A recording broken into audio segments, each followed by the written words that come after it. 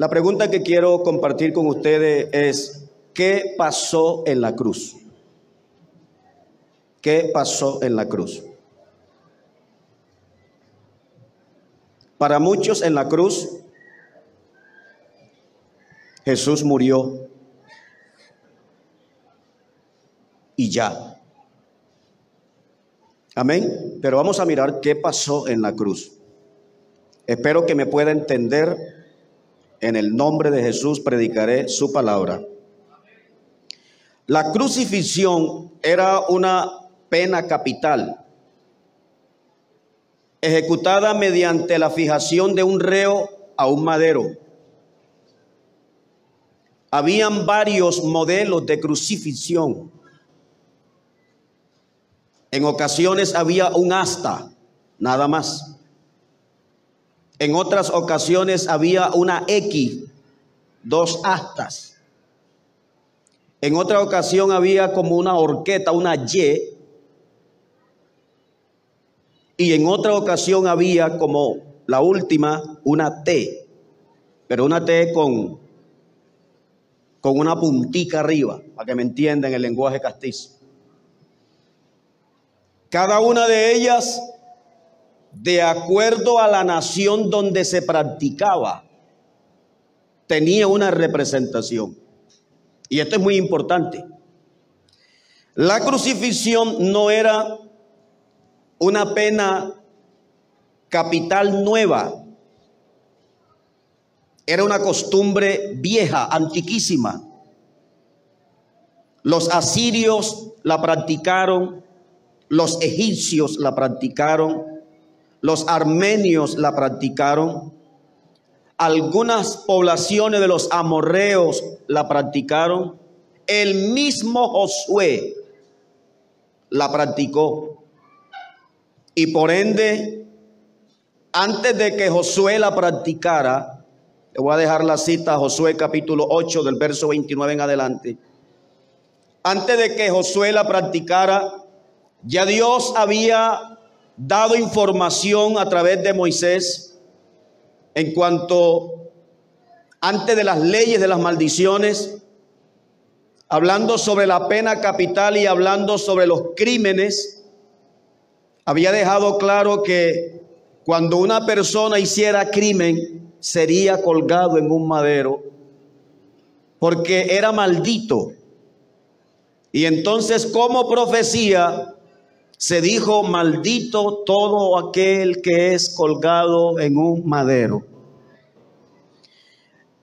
La muerte de la cruz era muy cruel y era para los esclavos y libres que cometían crímenes. No solamente había para un sector, era una pena capital, estoy repitiendo esta. Era una pena capital y también era una burla para la familia del ejecutado. La pregunta es, ¿por qué Jesús tenía que morir en una cruz? ¿Por qué no murió de un infarto? ¿Por qué no murió lapidado?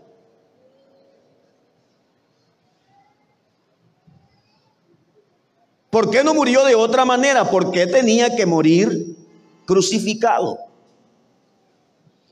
Cuando uno lee Isaías 53, el profeta no dice que iba a ser crucificado, pero el profeta sí describe los sufrimientos.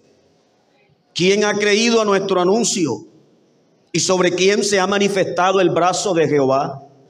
Subirá cual renuevo delante de él, y como raíz de tierra seca no hay parecer en él ni hermosura, mas le veremos sin atractivo para que le deseemos. Despreciado y desechado entre los hombres, varón de dolores, experimentado en quebranto, y como que nosotros escondimos de él el rostro. Fue menospreciado y no le estimamos, mas nosotros le tuvimos por herido de Dios y abatido. Mas él herido fue por nuestras rebeliones, molido por nuestros pecados.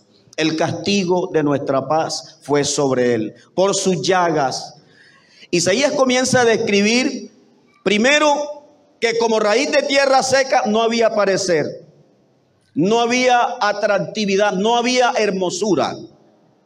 ¿Por qué no había hermosura? Porque estaba desfigurado. Tanto que lo describe que por sus llagas fuimos curados. Amén. Entonces sigue la pregunta, ¿por qué Jesús no murió de otra manera? Y él mismo fue dejando claro por qué no iba a morir de otra manera. Y en la conversación que tiene con los discípulos en algunas ocasiones, él les deja claro que el Hijo del Hombre va a ser entregado en manos de pecadores y que será crucificado. Amén. Amén. Vamos a leer la Biblia. Mateo capítulo 26, verso 1 y 2. No sé si me colabora aquí un secretario o una secretaria. Mateo 26, 1 y 2. Cuando hubo acabado Jesús todas estas palabras, dijo a sus discípulos: sabéis que dentro de 2 días se celebrará la Pascua y el Hijo del Hombre será entregado para ser crucificado. Estaba en la fiesta de la Pascua. Y hacen falta 2 días, ¿verdad? Para la fiesta de la Pascua, o para que se termine. Faltaban 2 días para que iniciara o para que terminara. ¿Para qué? Para que iniciara. Faltaban 2 días para que iniciara. Ténganle pendiente esto. Jesús tenía que morir en la fiesta de la Pascua. Y él dice, faltan 2 días para que inicie la fiesta. Pero el Hijo del Hombre va a ser entregado y va a ser crucificado. El reo que era fijado en la cruz solamente podía pasar, si era posible, desde la mañana hasta la tarde, hasta las 5 de la tarde. No podía entrar a las 6 de la tarde.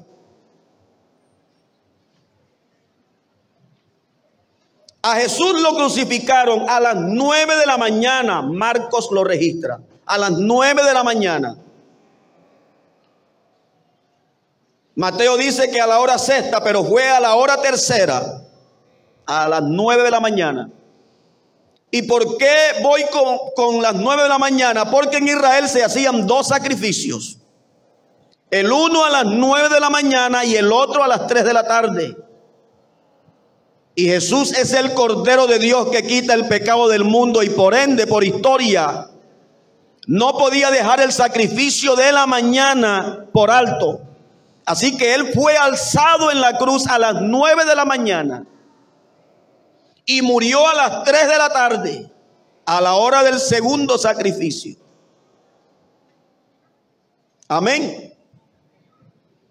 Gloria a Dios. Simeón, cuando Jesús tiene 8 días de nacido, Simeón dice, este está puesto para caída y para levantamiento.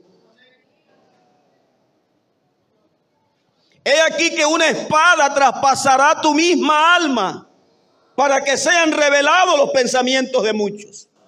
En otras palabras, Simeón le profetiza una síntesis de la vida y ministerio de Jesús.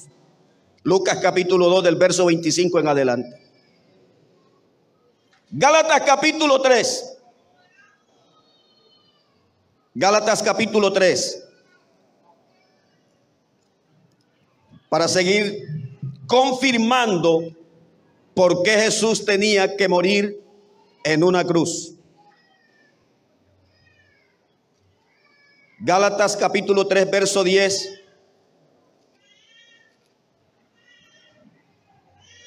Porque todos los que dependen de las obras de la ley están bajo maldición, pues escrito está, maldito todo aquel que no permaneciere en todas las cosas escritas en el libro de la ley para hacerlas. 11 y hasta el 13. y que por la ley ninguno se justifica para con Dios es evidente, porque el justo por la fe vivirá. Y la ley no es de fe, sino que dice, el que hiciere estas cosas vivirá por ellas.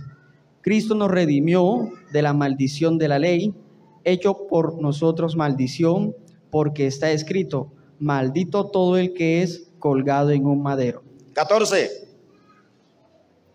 Para que en Cristo Jesús la bendición de Abraham alcanzase a los gentiles, a fin de que la fe recibiésemos la promesa del Espíritu.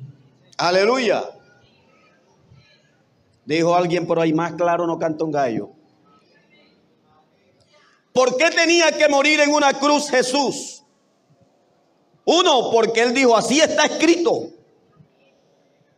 Pero una cosa era que estuviera escrito y otra cosa era el contenido de lo que se iba a desarrollar. Él fue colgado en una cruz, primero, porque nos iba a redimir de la maldición de la ley. La maldición de la ley consiste en que todo aquel que no cumplía la ley tenía que ser muerto. Esa es una razón de la maldición. Pero otra razón de la maldición de la ley era que estaba escrito que todo aquel que era colgado en un madero era maldito.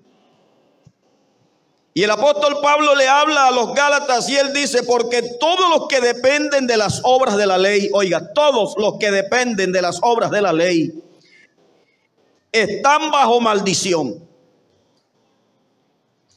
Pues escrito está, maldito todo aquel que no permaneciera. O sea, no solamente era maldito el que era colgado, sino que también era maldito el que no permaneciera y cumpliera la ley.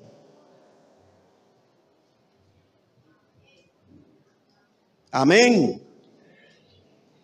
Porque escrito está, maldito todo aquel que no permaneciere en todas las cosas escritas en el libro de la ley para hacerlas.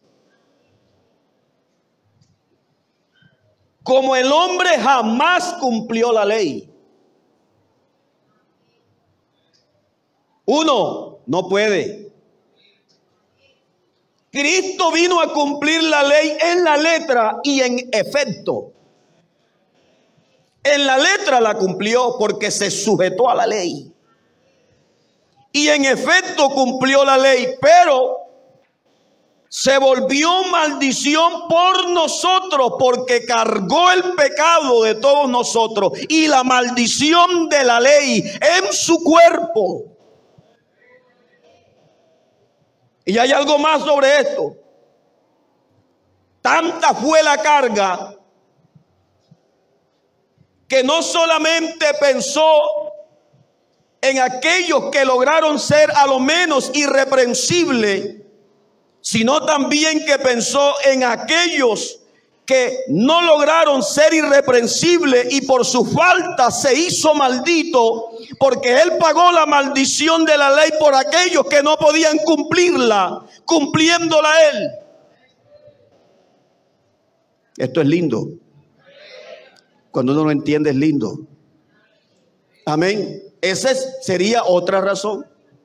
La maldición del cumplimiento, de no cumplir la ley, y la maldición por haber sido colgado en un madero. A Jesús quisieron matarlo desde que nació. Herodes intentó matarlo. Los judíos quisieron matarlo, lo llevaron a un despeñadero. Luego se les desapareció, o sea, se les volvió invisible. ¡Uf! Todo el mundo buscando y después apareció en medio de ellos y pasó y ninguno lo tocó. Y los evangelistas escriben, y no había llegado su hora. Pero cuando llegó la hora, nadie dijo, le llegó la hora a Jesús, nadie dijo eso. Quien dijo eso fue él. Ha llegado la hora en que el Hijo del Hombre sea entregado en manos de pecadores, en manos de inicuos, y que sea crucificado, pero al tercer día resucitará. A él toda gloria. Y dejó claro, antes de que lo crucificaran, dejó claro algo. Él dijo, San Juan 16, a mí nadie me quita la vida. Juan 10, 16, corrijo. Nadie me quita la vida, yo la pongo. Y así como la pongo, tengo el poder para volverla a tomar. Este mandamiento recibí de mi Padre. A él no le quitaron la vida cuando quisieron. Él se entregó para dar la vida. Amén. Los evangelios narran la pasión de Cristo, los sufrimientos, la muerte, la resurrección. Cuando usted lee los 4 evangelios, literalmente hablando, aconteció esto. Pero ¿qué pasó en la cruz? En la cruz pasó muchas cosas más de lo que narran los evangelios. Aleluya, aleluya, aleluya. Decía ahorita que Jesús fue crucificado en la cruz. Válgase la palabra, en una T mayúscula, minúscula, gracias. Sí, porque mayúscula no le deja la punta de arriba.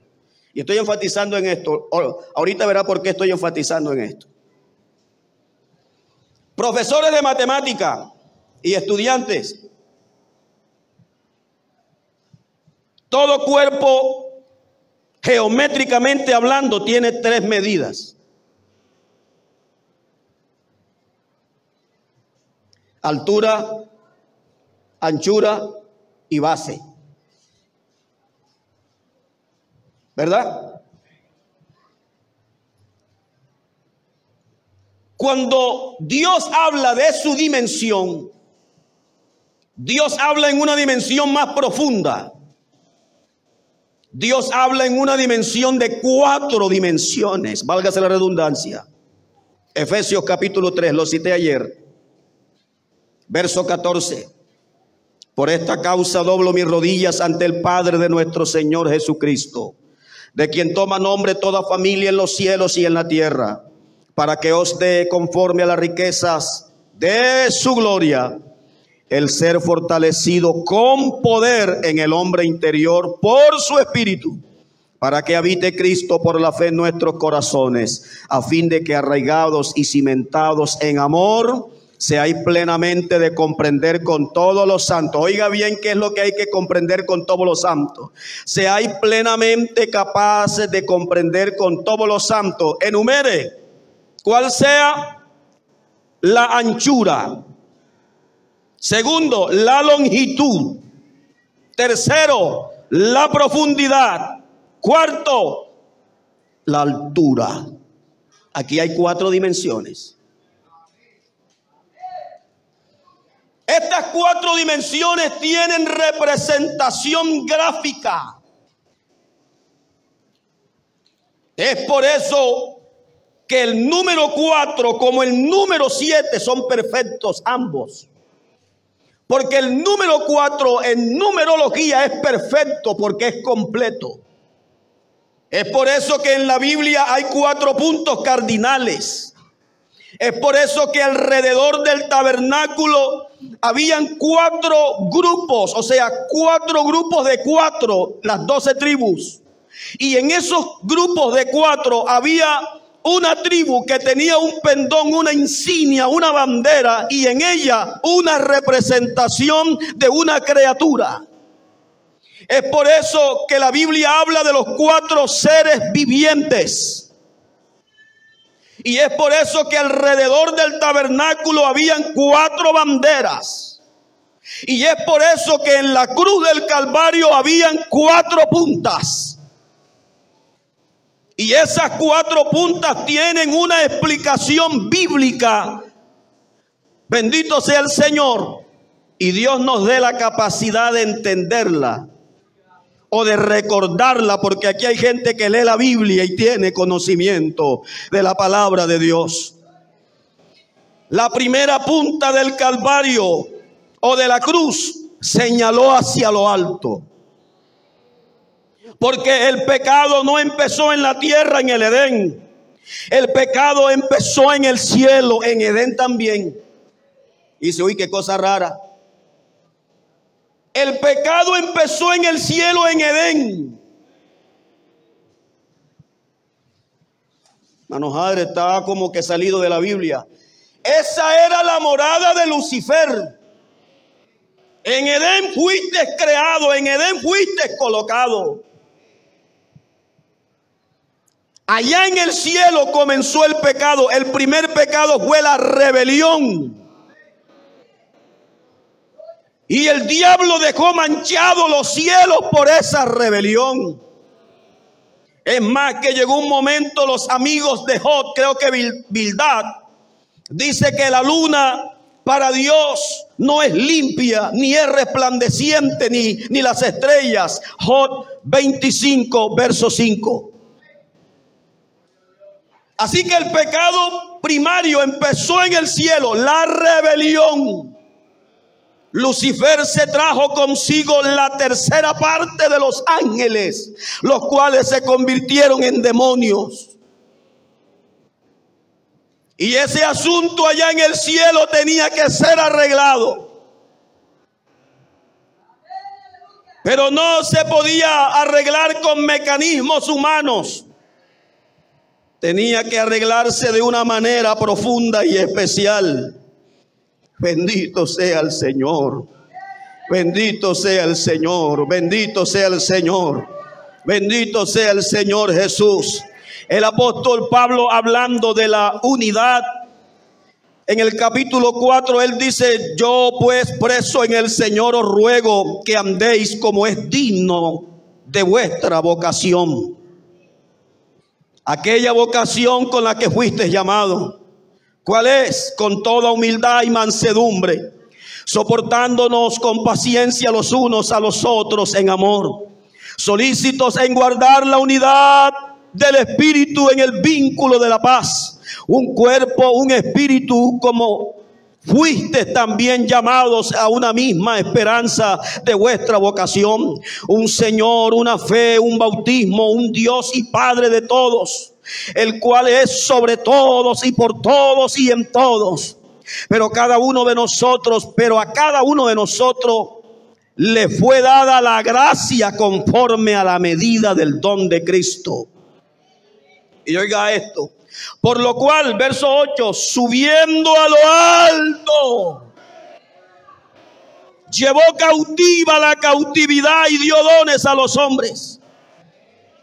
Este verso 8 tiene implícito y explícito en él un acontecimiento glorioso, porque cuando el diablo fue arrojado a la tierra con todos los demonios o ángeles que se convirtieron en demonios, trajo cautividad al hombre, bendito sea el Señor, haciéndolo pecar, y haciéndolo a pecar lo volvió cautivo. Pero cuando vino Cristo, solucionó el problema en el cielo y en la tierra, y subiendo a lo alto llevó cautiva la cautividad que nos cautivaba.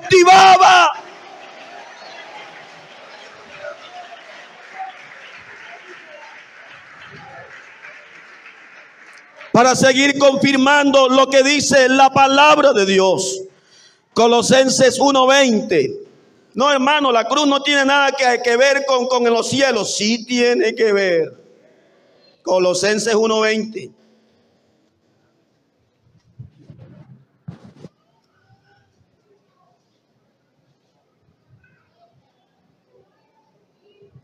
Capítulo 1, desde el 15. Esto es lindo.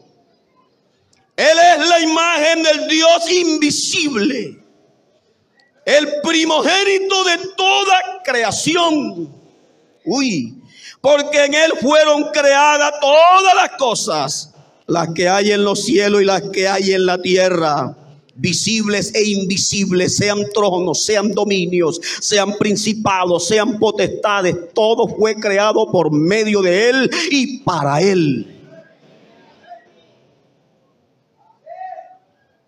Ahora verá: y él es antes de todas las cosas, y todas las cosas en él subsisten. ¿Sabe qué está haciendo aquí el apóstol Pablo? Demostrando que Jesús es el único, que Él no comparte su gloria con nadie y Él es la cabeza del cuerpo que es la iglesia.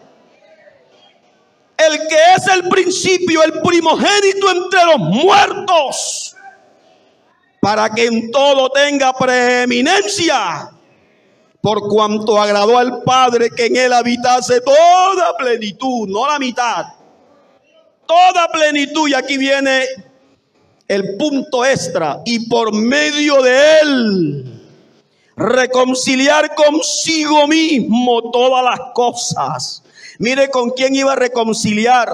Y por medio de Él reconciliar consigo mismo todas las cosas. ¿Cuáles? Las que están en la tierra. ¿Como las que están dónde? Como las que están ¿dónde? En los cielos. Pero ¿qué más? Haciendo la paz mediante la sangre de su cruz.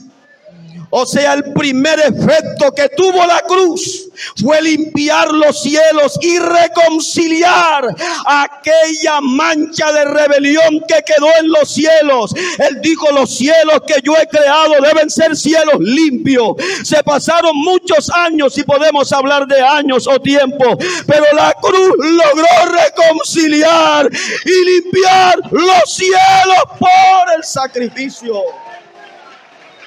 los hechos del que estaba en la cruz. Esa punta señaló hacia lo alto.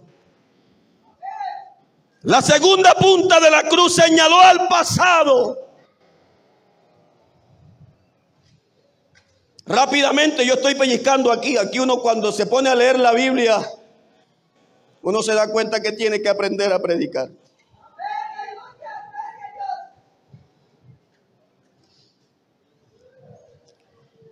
La segunda punta apuntó, válgase la redundancia, al pasado. La comunicación en el pasado, la comunicación con Dios, quedó bajo intermediario. Cuando el hombre comió del árbol de la ciencia, o del fruto del árbol de la ciencia del bien y del mal, Dios mandó a unos querubines con una espada desenvainada que revoloteaba alrededor del huerto y del árbol de la vida. Ahora el hombre es como uno de nosotros, no sea que alargue su mano y coma del fruto del árbol de la vida y viva para siempre en pecado. Dios nunca ha querido que el hombre viva siempre en pecado.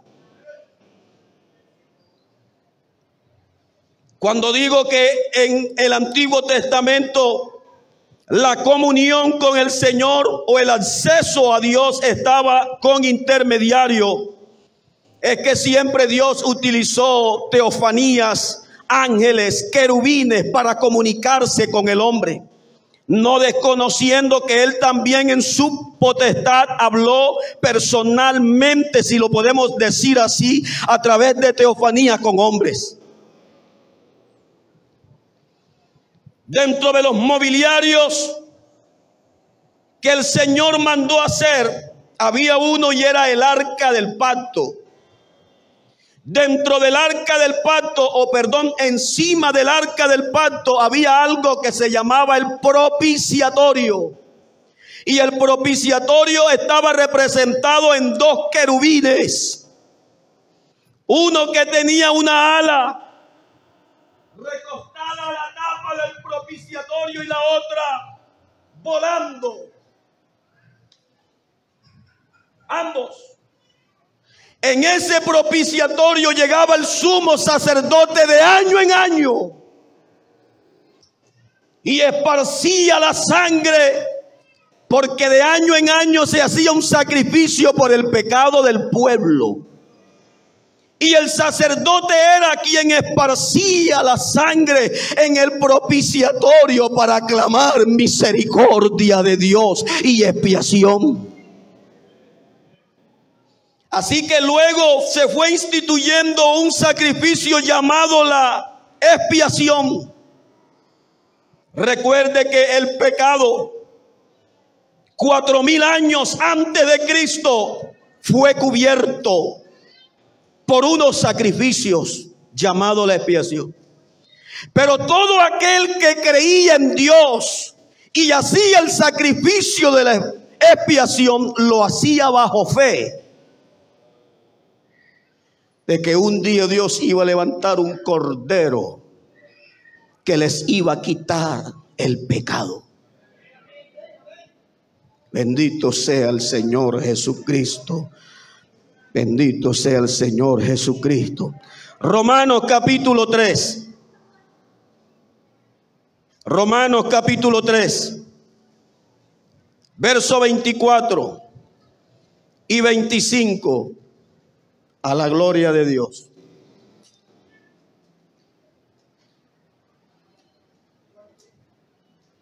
Yo dije 4 primero, ¿verdad? ¿O 3?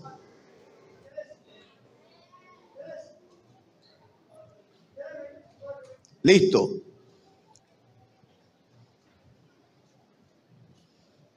Romanos 3:24 en adelante dice: siendo justificado gratuitamente por su gracia, mediante la redención. La redención no solamente nos afectó a nosotros. Suena raro.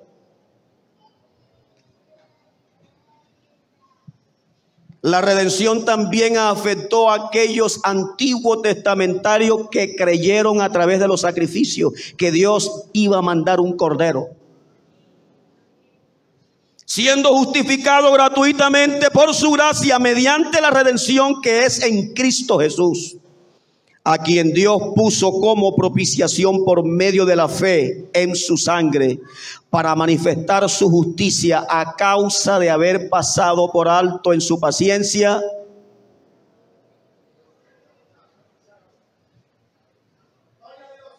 los pecados pasados. ¿Vamos bien hasta ahí? Aquí habla de los pecados pasados.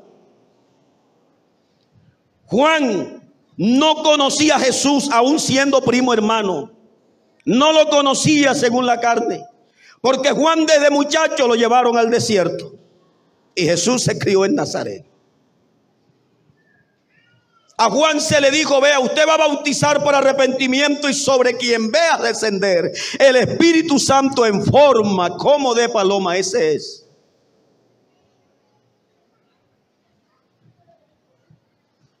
El día que Juan lo vio, dijo: he aquí el Cordero de Dios que quita el pecado del mundo. El pecado del mundo es el pecado de Adán. He aquí el Cordero de Dios que quita el pecado del mundo. He aquí el Cordero de Dios que quita el pecado del mundo. Todos los antiguos testamentarios que creyeron por la fe, sus pecados fueron cubiertos por la expiación, pero el Cordero de Dios quitó el pecado del mundo, que es el pecado de Adán.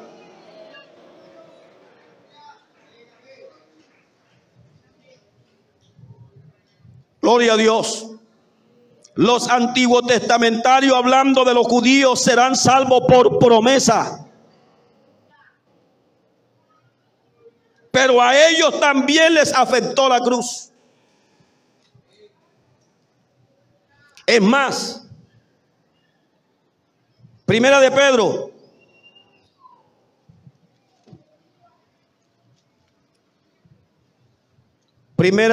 capítulo 1.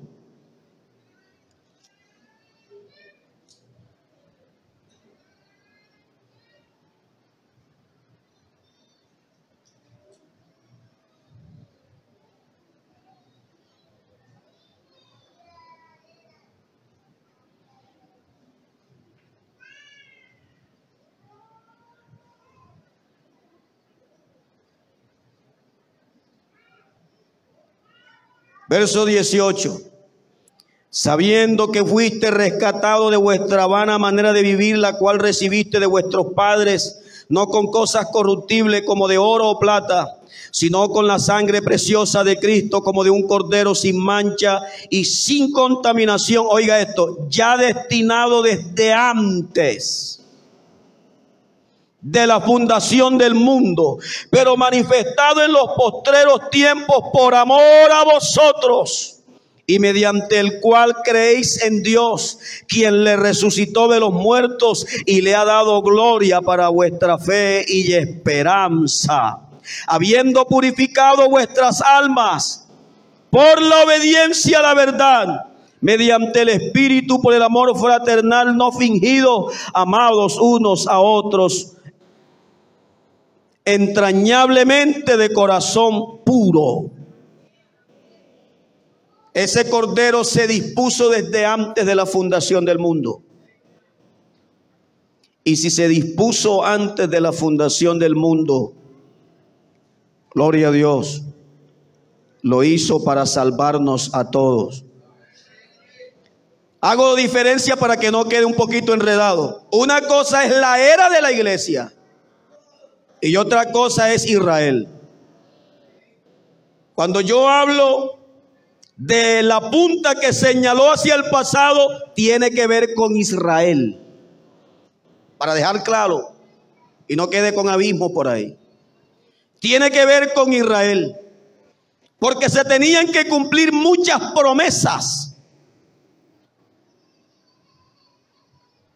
Muchas promesas. Y una de ellas tiene que ver con el reinado de Cristo. Hay un versículo que utilizamos para la divinidad, para la unicidad, Isaías 9:6. Porque un niño nos es nacido, hijo nos es dado, el principado sobre su hombro. Se llamará su nombre admirable, consejero, admirable, consejero, Dios fuerte, Padre eterno. Esas cuatro están cumplidas ya. Príncipe de paz todavía no está cumplida. Ese príncipe de paz tiene que ver con el milenio. Y el milenio tiene que ver con los antiguos testamentarios de Israel. ¿Sí entendieron eso? El milenio va a ser la instauración del reino que Dios prometió a Israel a través de un descendiente de David. Ese descendiente de David y simiente de Abraham es Cristo.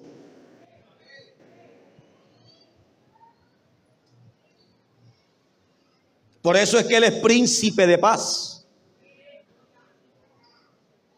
Milenio. Explico un poco más. La segunda venida del Señor tiene acontecimientos que la rodean, pero el levantamiento de la iglesia no tiene ningún acontecimiento. La venida del Señor sí. La segunda venida del Señor sí tiene informaciones, sí tiene algunos cumplimientos. El levantamiento de la iglesia será en cualquier momento. Esa no tiene indicio que va a ser mañana. Yo a veces escucho a predicadores y créame que me da una pena ajena. Vuele que ya viene. No, Dios selló el levantamiento de la iglesia. El Señor lo selló y dijo: esto no le compete saber a los hombres los sazones que el Padre ha reservado en su sola potestad, porque ni aun los ángeles saben el día ni la hora. Está bien que prediquemos que Dios viene pronto, pero eso hacemos alusión a la segunda venida. Antes de que venga la segunda venida, acontecerá algo glorioso que será el levantamiento de la iglesia. Y me estoy metiendo en esto para seguir explicando lo del pasado. Irá a morar a los cielos 7 años. El mundo no se va a acabar todavía. Predicadores que le meten un terror a la gente. Mejor que a la gente se le explique la palabra y que la gente crea la palabra. Después que Dios levante la iglesia, el mundo va a quedar igual. Obviamente va a ser una bomba cibernética. Iremos con el Señor 7 años a la boda del Cordero, que es la fiesta que Dios le preparó a esta amada hermosa. En la venida del Señor vendremos con Él Y él vendrá al monte de los olivos. Y se abrirá un gran valle. Tan hermosa es los acontecimientos de este reinado, oh hermoso, que la nueva Jerusalén que él dispuso ya está creada y descenderá del cielo. Entonces los antiguos testamentarios resucitarán. Resucitará Abraham, resucitará hasta Adán. Y vendrán al reinado del milenio con nosotros. ¿Dónde será eso? En Jerusalén. Y cuando usted escuche que el mundo se va a acabar, que esto y que lo otro, pueden brincar, pueden hacer. Esto tiene sentencia en la Biblia. Y yo creo más lo que dice la Biblia que cualquier cosa. El mundo, para que se acaben, todavía le hacen falta 1007 años si Dios viniera hoy.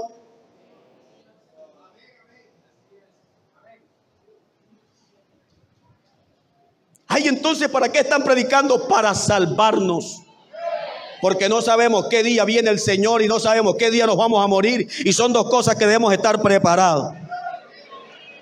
Espero haberle sido claro un poquito en esa parte. La gloria y la honra es para el Señor. La tercera punta señaló hacia lo profundo, donde la muerte reinaba más de 4000 años, invicta. En el Antiguo Testamento hay 3 resurrecciones. El hijo de la viuda de Serepta, el hijo de la Sunamita. Perdón, de la Sunamita no.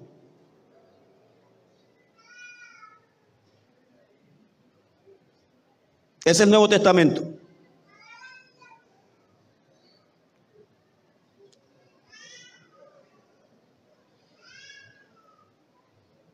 La tercera no es el hijo de la Sunamita. Tengo aquí lo de Salomón. No, ese es el Nuevo Testamento.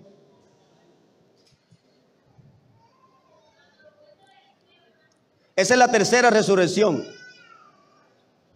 La segunda tiene que ver, es el Nuevo Testamento. Bueno, total es que fue Eliseo, el hijo de la viuda de Serepta, Elías. El hijo de la otra mujer que sí estaba casada, aquel que le dio un dolor de cabeza, que se me olvida el nombre. No lo tengo aquí, perdóneme. También resucitó. Y aquel que llevaban, aquellos que iban huyendo y dejaron caer, y cayó, válgase la redundancia, en la tumba y tocó los huesos de Eliseo y revivió. Esos 3 se volvieron a morir. En el Nuevo Testamento hay 3 resurrecciones también.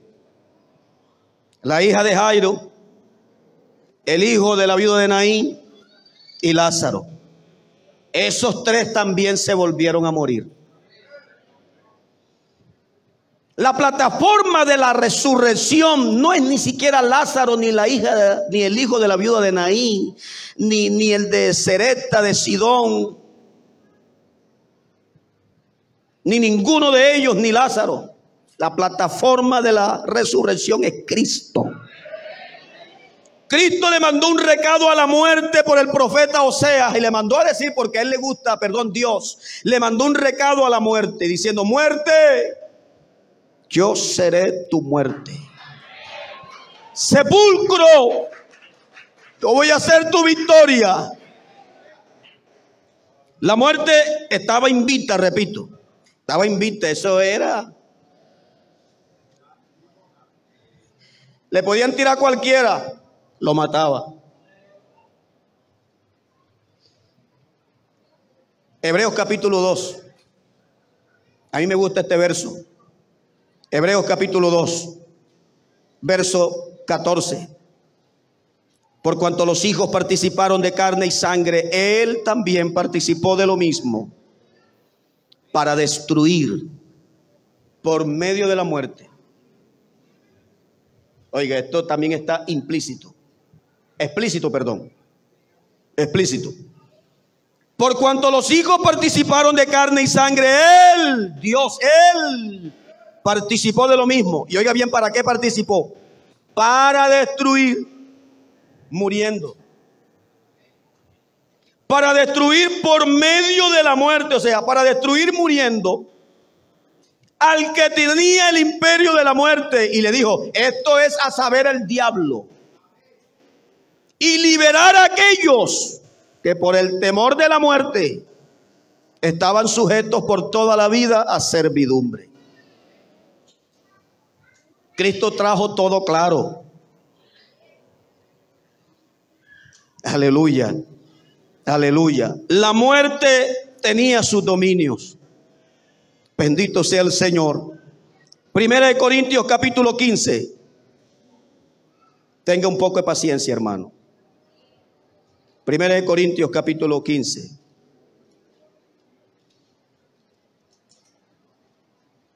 También muy conocidos.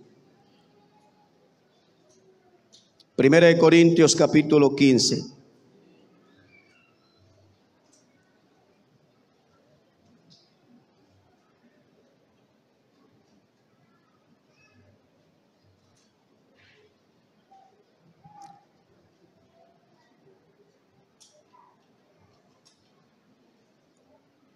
Verso 50. Por esto digo, hermanos, que la carne y la sangre no pueden heredar el reino de Dios, ni la corrupción heredará, ni la corrupción hereda la incorrupción.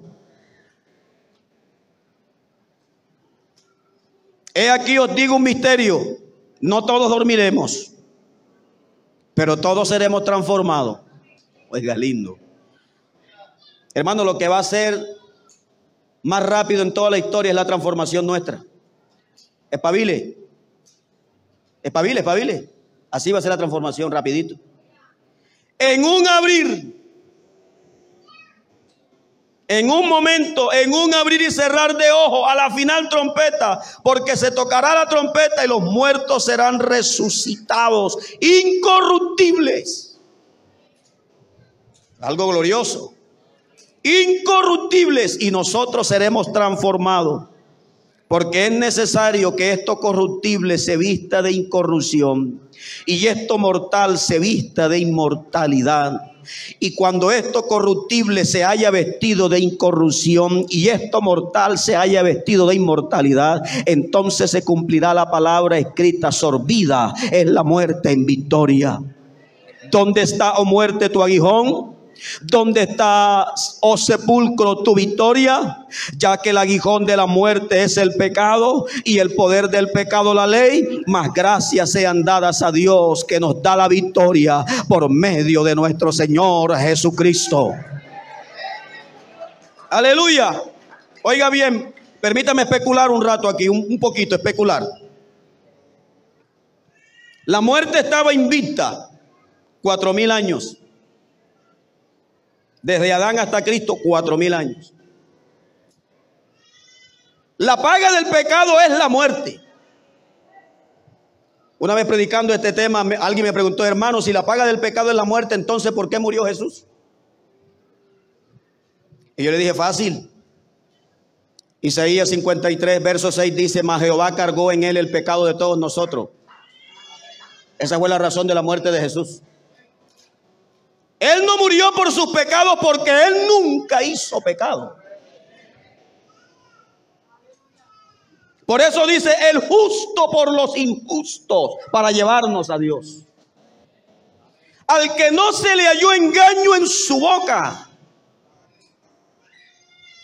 Pero como Él era el Cordero de Dios, y el Cordero tenía la función es que el Cordero moría en lugar de... El Cordero era el sustituto, por eso Jesucristo es el sustituto del hombre. Y es por eso que llevó en Él nuestros pecados. Y al llevar nuestros pecados murió y la muerte lo agarró. Primer día y la muerte contenta. Segundo día y tocaba trompeta, eso hacía fiesta. Estoy especulando. Eso mandó recado por allá, fulano de tal, al potestad de tal y al gobernador tal y a la huésped de tal. Estoy hablando en el sistema espiritual. Eso mandó email, eso mandó chat, eso mandó mensajes, eso mandó Messenger y WhatsApp por todas partes. Estoy especulando, aclaro.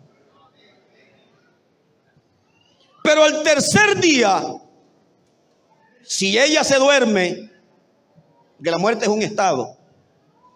Si ella duerme, Jesucristo la despertó porque a Jesús le gusta madrugar. Muerte, yo soy tu muerte. Y hay una conversación entre ellos, estoy especulando. ¿Cuál conversación? La muerte le dice a Jesús: yo tengo un aguijón que se llama pecado. Jesús le dice: yo nunca pequé. Yo estoy aquí por el pecado de todos los hombres, ya solucioné ese asunto. Pero tengo un poder, y el poder de la ley o del pecado es la ley. Yo fui el único que cumplí la ley. Y le sonaron las llaves. Venga acá y deme las llaves. Y se levantó venciendo la muerte. Pedro en su mensaje dice: a este Jesús levantó Dios, suelto de los dolores de la muerte, de los cuales nosotros somos testigos. Decía el primer día, Juan cuando lo vio, a Juan se le pareció. Y vi a uno semejante al Hijo del Hombre. Pero él le dijo: Juan, no temas, yo soy el que vivo y estuve muerto, pero tengo las llaves. Tengo las llaves. Es por eso que el creyente de Jesús y muere con la esperanza de que sorbida será la muerte en victoria. El postrer enemigo a vencer es la muerte, pero no en Cristo, en nosotros, porque ya Cristo la venció.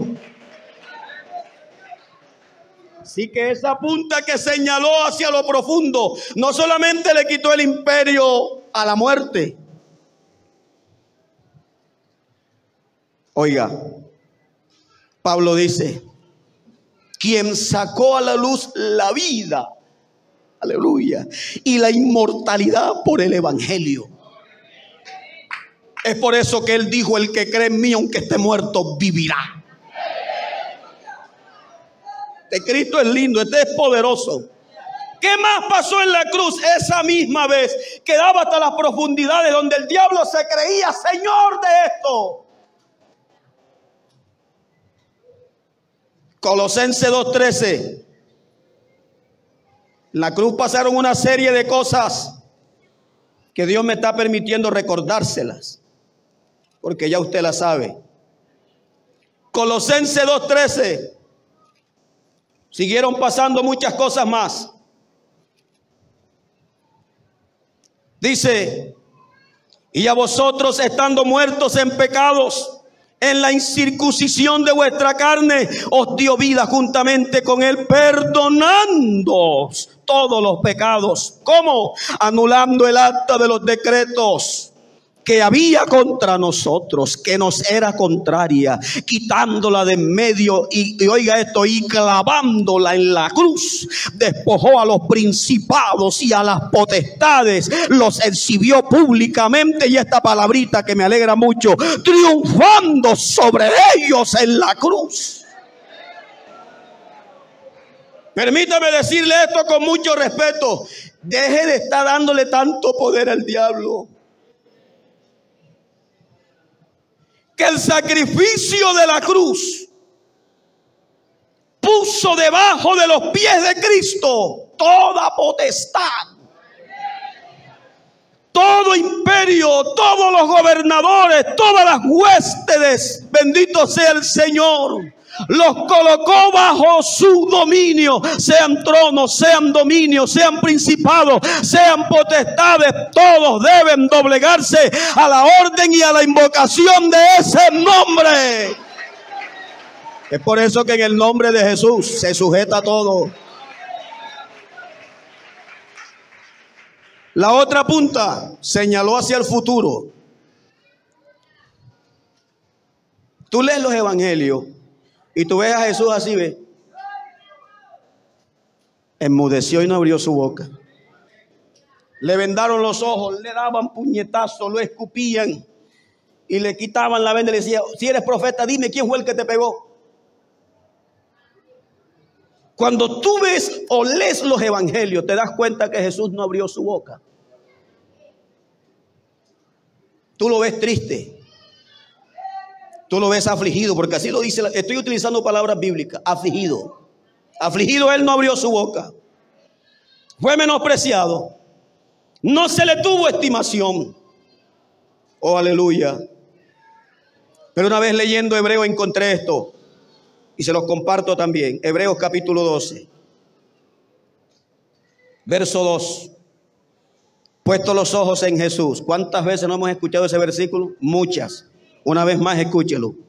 Puesto los ojos en Jesús, el autor y consumador de la fe. Oiga esta frase: el cual por el gozo puesto delante de él sufrió la cruz. ¿Por qué crees que te decía ahorita que cuando uno lee los evangelios uno lo ve triste, silencioso? Tú no lo ves gozoso. Tú lo ves calladito. Tú lo ves afligido. Pero dentro de él había un gozo. El cual por el gozo puesto delante de él sufrió la cruz, menospreciando el oprobio. Aleluya, aleluya, aleluya, aleluya. Y se sentó a la diestra del trono de Dios. ¿Sabe por qué Jesús se gozó sufriendo la cruz? Porque en el futuro estaba el plan de sacar a su amada, su iglesia. Gente que no había nacido todavía, ya él lo estaba viendo. Con razón no se equivocó el profeta Isaías. ¿Y cómo se iba a equivocar si era el Espíritu Santo hablando a través de su boca? El profeta Isaías dice: verás el fruto de tu aflicción. Y en esta mañana conmigo hay una partícula, hay una célula, hay un grupo de personas llamados cristianos evangélicos que somos el fruto de la aflicción de Cristo. Somos el fruto de la aflicción de él. Esta amada iglesia, esta hermosa iglesia, aleluya, aleluya, aleluya. Efesios capítulo 2, verso 16. Perdóneme si me paso de tiempo, perdóneme.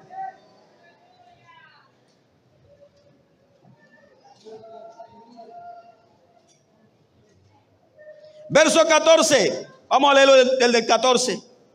Porque Él es nuestra paz, de que ambos pueblos hizo uno solo, derribando la pared intermedia de separación. Porque los gentiles, entre comillas, no tenían salvación. Estábamos muertos en delitos y pecados, dice Efesios 2. Aboliendo en su carne las enemistades, la ley de los mandamientos expresados en ordenanza, para crear en sí mismo de los dos uno solo y nuevo hombre, haciendo la paz. Y oiga esto: y mediante su cruz reconciliar con Dios ambos en un solo cuerpo, matando en ella las enemistades. Y vino y nos anunció las buenas nuevas de paz a vosotros que estabais lejos y los que estaban cerca, porque por medio de él los unos y los otros tenemos entrada por un mismo espíritu al Padre. Así que ya no sois extranjeros ni advenedizos, sino conciudadanos de los santos y miembros de la familia de Dios. Hasta el futuro apuntó la cruz, pero no era la cruz, era el que estaba en la cruz. Porque antes de Jesús crucificaron a muchos. Y después de Jesús también crucificaron a muchos. Pero ¿qué pasó ese día en la cruz? Ese día se le colocó final a una dispensación. ¿Cuál? La dispensación de la ley terminó en la crucifixión del Calvario. Y ese es otro logro. ¿Qué más pasó en la cruz?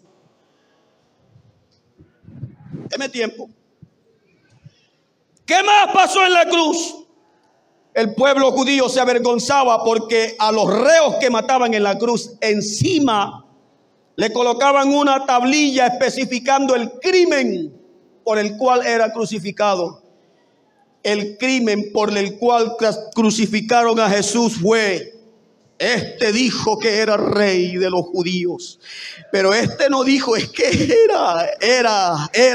es. Y también es el nuestro, es no solamente el rey de los judíos, sino que es el rey de reyes y señor de señores.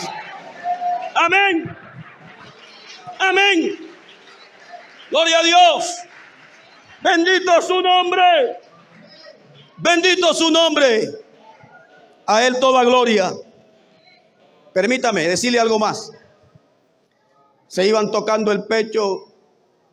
Se perdió la esperanza. Nosotros creíamos que Él era el que iba a restaurar a Israel, pero mira, lo crucificaron. Los escribas, el Sanedrín le dice: Pilato, ¿por qué escribiste esto? Esto nos da vergüenza. Lo que es escrito, escrito está.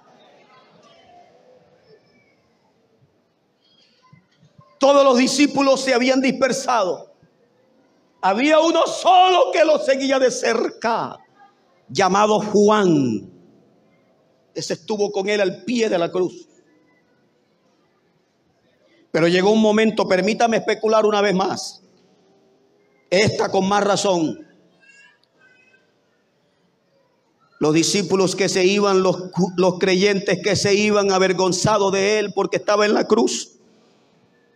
Me parece ver al sol que recibió un mandamiento cuando fue creado: usted se me va a enseñorear en el día. Pero ese día de la crucifixión, el sol en pleno fulgor, en plena potencia, a la hora sexta, 12 del día. Dije que iba a especular, como si el sol hablara. Ellos no saben quién es el que está colgado en la cruz, pero yo sí sé quién es Él, porque Él es el Verbo hecho carne. Es verdad, Señor, que usted me dio un mandamiento y lo tengo que cumplir, pero esta gente no sabe quién eres. Permíteme hacerte una reverencia en honor. Y la Biblia dice que el sol se oscureció por 3 horas.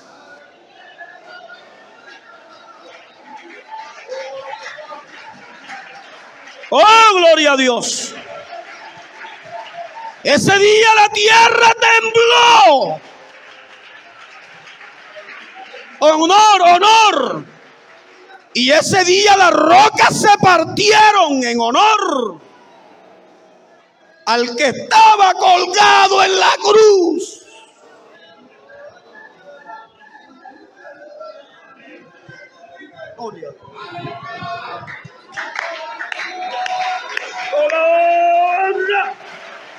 Gloria para ti, Señor.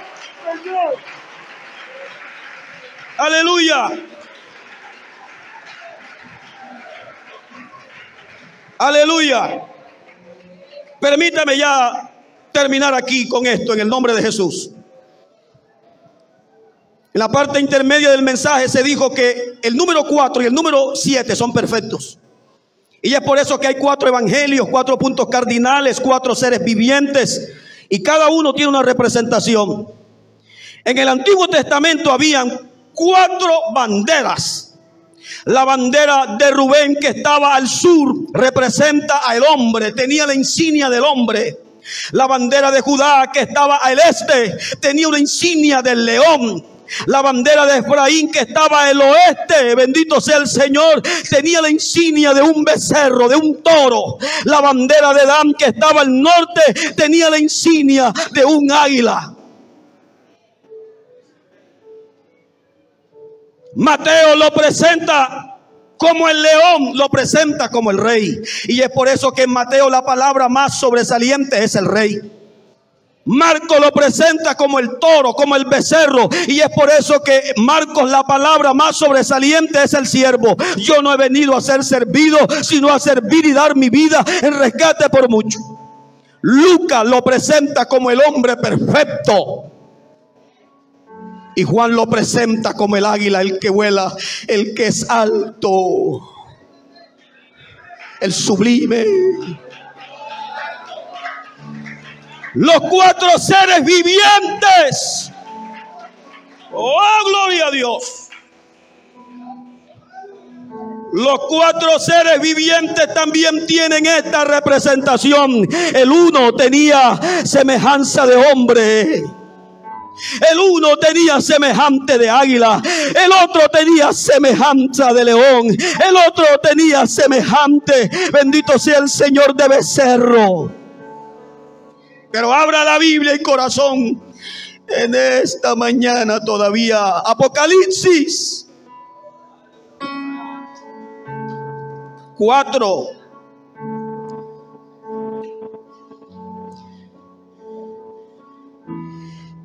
Verso 6 en adelante.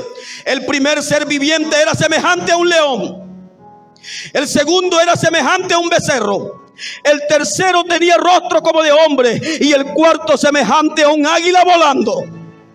Y los cuatro seres vivientes tenían cada uno 6 alas, y alrededor y por dentro estaban llenos de ojos, y no cesaban día y noche de decir: Santo, Santo, Santo, el Señor Dios Todopoderoso, el que era, el que es y el que ha de venir. Y siempre que aquellos seres vivientes dan la gloria y la honra y acción de gracia al que está sentado en el trono por los siglos de los siglos, los 24 ancianos se postran al que está sentado en el trono y lo adoran y dicen: al que vive por los siglos de los siglos, y echan su corona delante del que está en el trono diciendo: Señor, digno eres de recibir la gloria y el poder, porque tú creaste todas las cosas y por tu voluntad existen y fueron creadas. Capítulo 5, verso 6. Y miré y vi en medio del trono y de los cuatro seres vivientes, y en medio de los ancianos estaba en pie un cordero como inmolado, que tenía 7 cuernos y 7 ojos, los cuales son los 7 espíritus de Dios enviados por toda la tierra. Y vino y tomó el libro de la mano derecha del que estaba sentado en el trono. Y cuando hubo tomado el libro, los 4 seres vivientes y los 24 ancianos se postraron delante del cordero.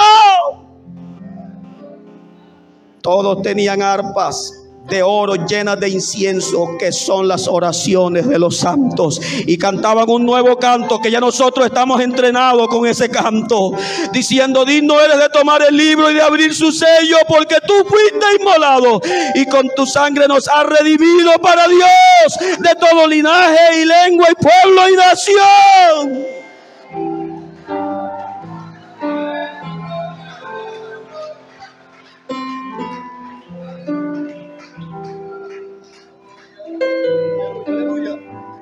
Iglesia, póngase de pie. Perdóneme si me pasé de tiempo, por favor. ¿Sabe qué pasó en la cruz?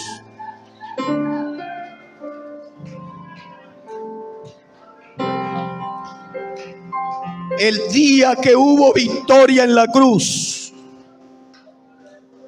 fue ese día que Jesús dijo: consumado es. He acabado todo. Es lo que significa esa palabra. Consumado es. Oiga, iglesia, qué privilegio pertenecer, válgase la redundancia, a esta iglesia. Yo quisiera invitar a un amigo, a un hermano, que esta mañana quiera recibir a Cristo, quiera reconciliarse con el Señor. Venga, que aquí está el campeón de los campeones, el todopoderoso, el que vive y reina. Gloria a Dios. Yo no sé, hermano, quisiera invitarlo, no sé cuál sea su corona.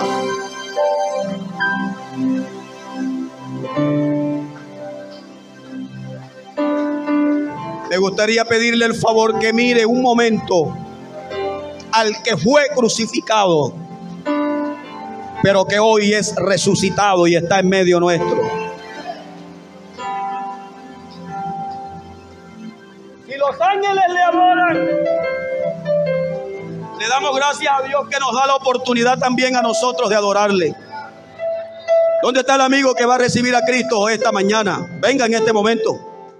Venga en el nombre de Jesús y entréguele su vida a Dios. Usted necesita a este Dios urgentemente. Hermano que se va a reconciliar, venga, salga de allá en el nombre de Jesús. Esta mañana gloriosa Dios la trajo aquí para redimirlo, para salvarlo, para libertarlo, para sanarlo. No se le haga raro que esta mañana Dios lo sane. No por el predicador, no, señor. Es porque Él está aquí. Él está aquí esta mañana nuevamente.